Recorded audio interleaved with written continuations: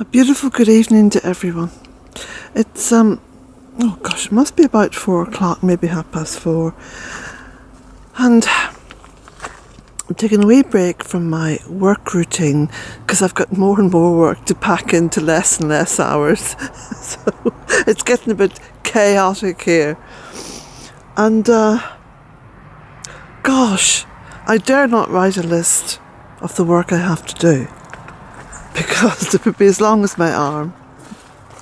So I've been sorting out more of the little Christmas lights, and how do I break this long story down into a little synopsis? Let me see. Okay, over the years since myself and my friend Michael built this porch, so it must be going back now 13 or 14 years, something like that. I think it was into year 2 of the Bealtaine project. Anyway, the little outside light, I don't know if you can see it up there. Yeah, you can see it there, look. The wee outside light that had been on the original concrete porch, as was the door and the little windows here, we relocated to the end of the new porch, and the inside of the porch was duly wired up, and lights in it and everything else. Anyway,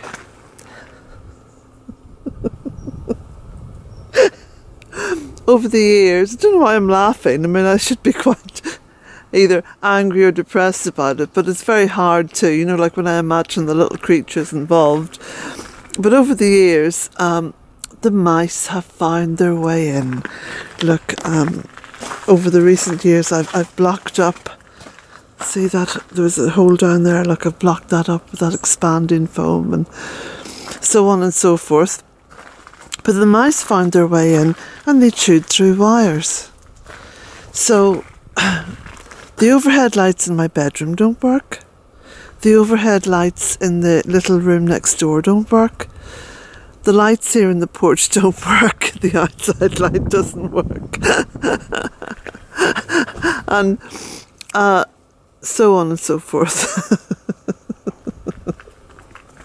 Now, the thing is, I'd really just need to have the entire cottage rewired. I mean, that's the point here. But in the absence of the dosh to do that, it could be pretty expensive. And then what comes first? The rewiring of the cottage, the roof. Oh, yeah, forget it. Okay. So, I'm quite a good person at coming up with simple solutions.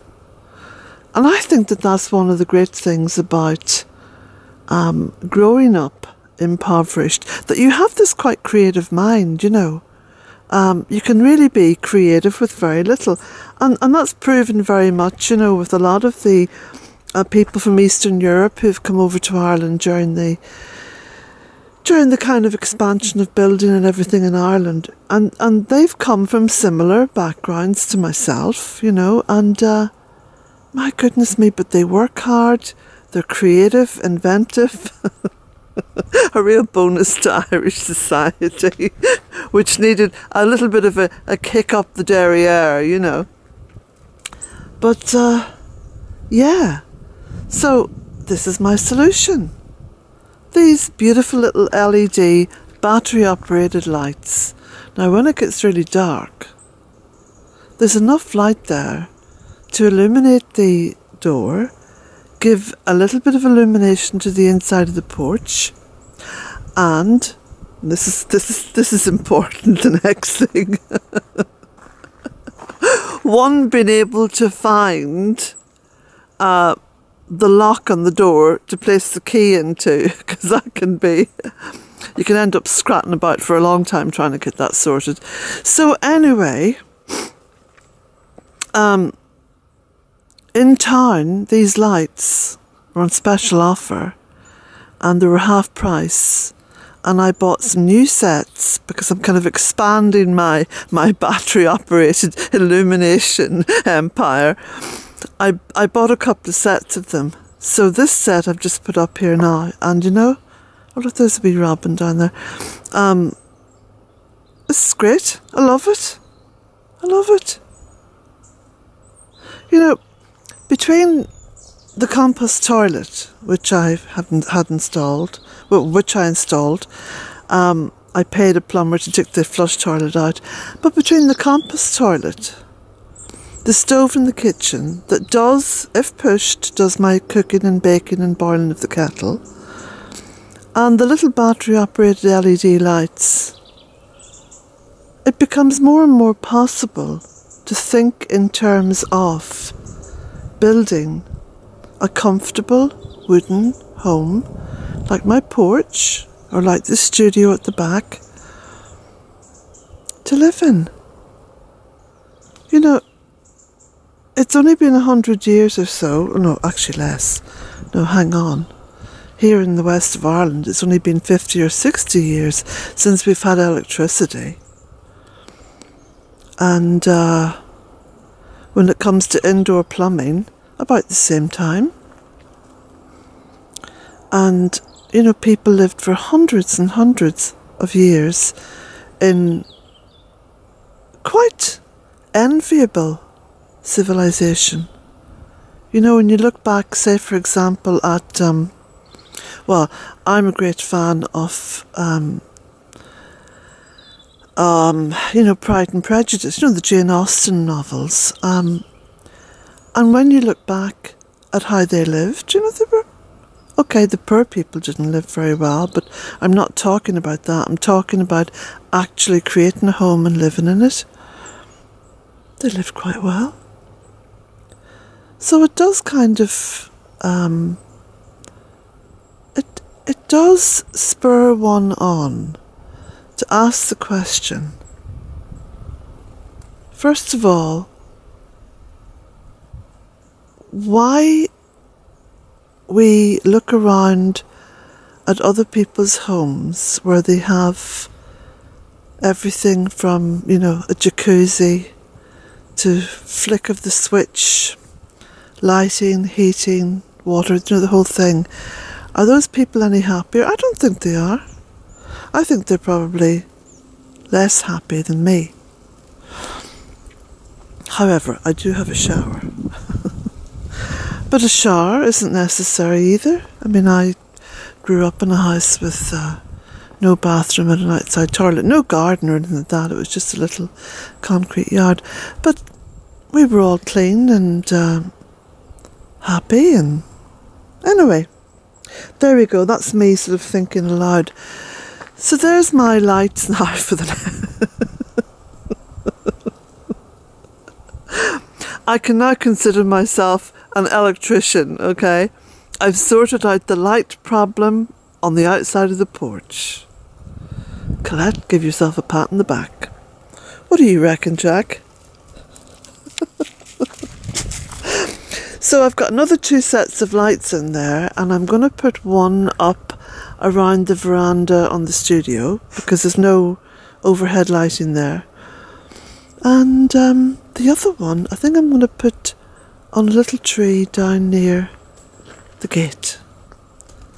Look at the little birds down there. I've put some oats out for them.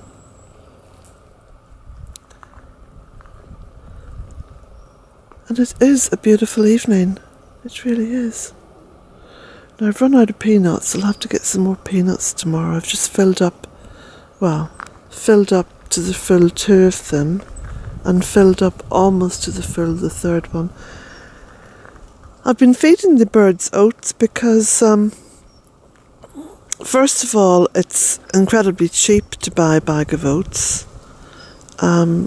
Secondly, the oats are grown here in Ireland, so they don't have the kind of, you know, transport miles on them. And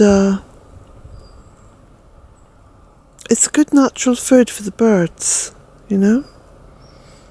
So what I'm going to do when I go into town next, which might be, let me see, what day is it today?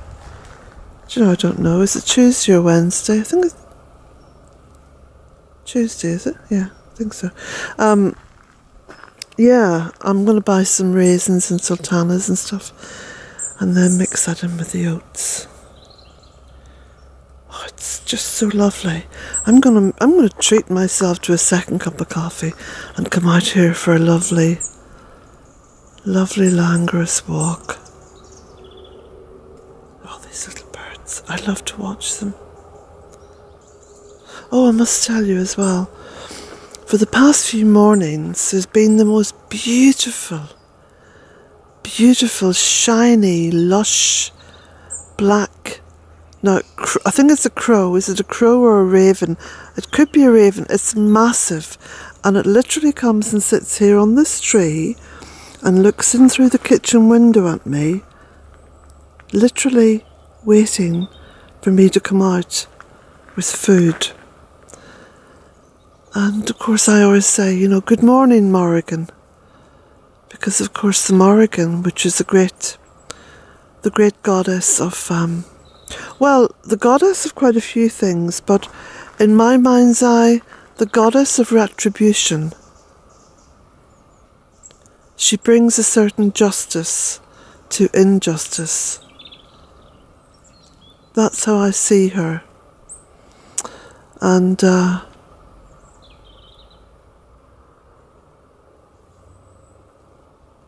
she was very noticeable apparently on the battlefield.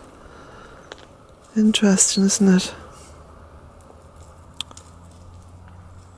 Here I am, just walking this incredibly thin line between this world and the next all the time. All the time. I think I only really enter into the real world. Well, the real world. Is it the real world? Who knows? When I literally drive out through the gate down there.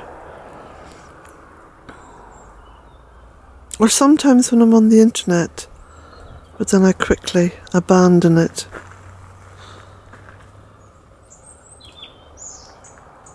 Let's just walk around the back. Still so much green, but I listened to the weather forecast this morning and apparently it's going to be very cold and we might even see some snow. Come on, Jack.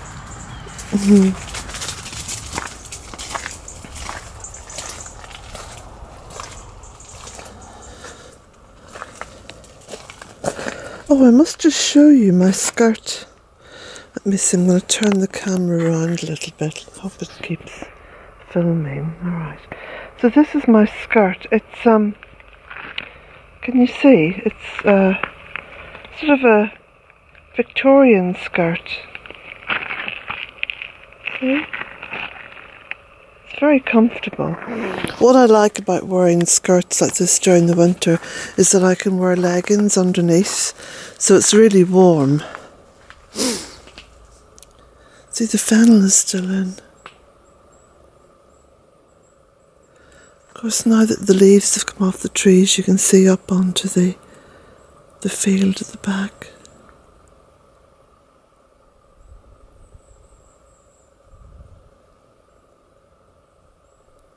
It's beautiful. So still.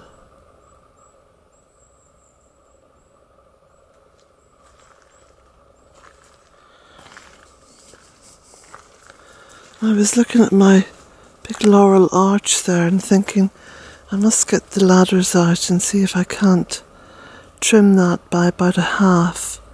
It's got very, very big.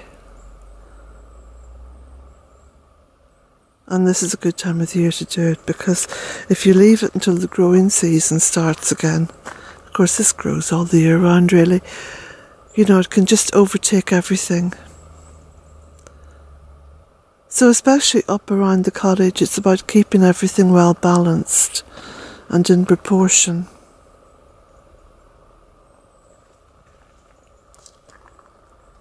That lovely sky.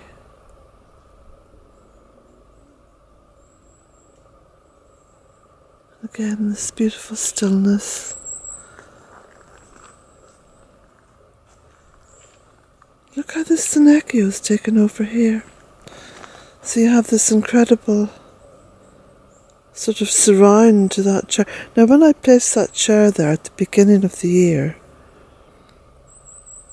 I think it was after after we took down the playhouse. But when I placed that chair there was just a little bush of the Senecio, you know, and now it seems to have wrapped itself around the chair. I mean, I've actually cut big bits of it down here, and it does respond quite well to being cut because it becomes quite bushy and lush looking.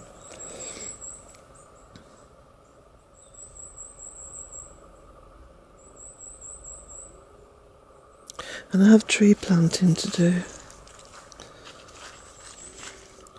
That's one of the things I love. I absolutely love at this time of the year. I love to get out and plant trees. And the plan of course was, you know, you plant willow and other quite short-lived trees, but trees that help to build up the soil and help to improve the drainage. And then you go in and you cut down some of the willow, and as you cut down some, then you plant a hardwood tree or something like a hazel or you know, a fruit tree, and so you slowly encourage the woodland to evolve. And of course you're helping it because you're doing the planting. Of course there are some people who say, well, if you just leave the land, it'll just all return to woodland. Gosh, I think that some people do really live in a parallel universe, because that is not so. In a place that is devoid of any trees and devoid of a variety of species, how on earth can Mother Earth conjure up seeds, you know? So yeah, being a caretaker. Oh, I've got to say hi to Joe and Warren up in Northern Ireland. Now, I think, yeah, both of them actually contacted me recently. And this made my heart soar when I read it. It just made my heart soar. And I mean soar as opposed, you know, S-O-A-R, you know, rise up in joy. They've been so influenced by the work that I've done here in the Bealtaine project. They've planted over 2,700 trees in Northern Ireland. Isn't that amazing? I mean, talk about good news. Is that good news or what? Oh, and I know that many, many, many people all over the world have planted trees. You know, it may just be one tree or 100 trees, but when you start adding up figures, we're talking a huge forest. A huge forest. And if you think that one tree on its own doesn't matter, I think you need to sit down with Mother Earth and have a jolly good talk with her, because one tree matters. Because you got to have one before you have two, and you got to have two before you have 200, and you got to have 200 before you have 2,000, and it goes on and on. Every tree you plant matters. But over 2,700, wow. Joe and Warren, I think it's Warren, I hope I've got that right. One of these days I'm going to drive up north to admire the trees. In the meantime, I'm going to go in and make myself a cup of coffee and sneak back out again with my head torch on, because it's going to get dark really quickly. But we'll just go around the front again and have a little admiring look at my new lighting system on the porch.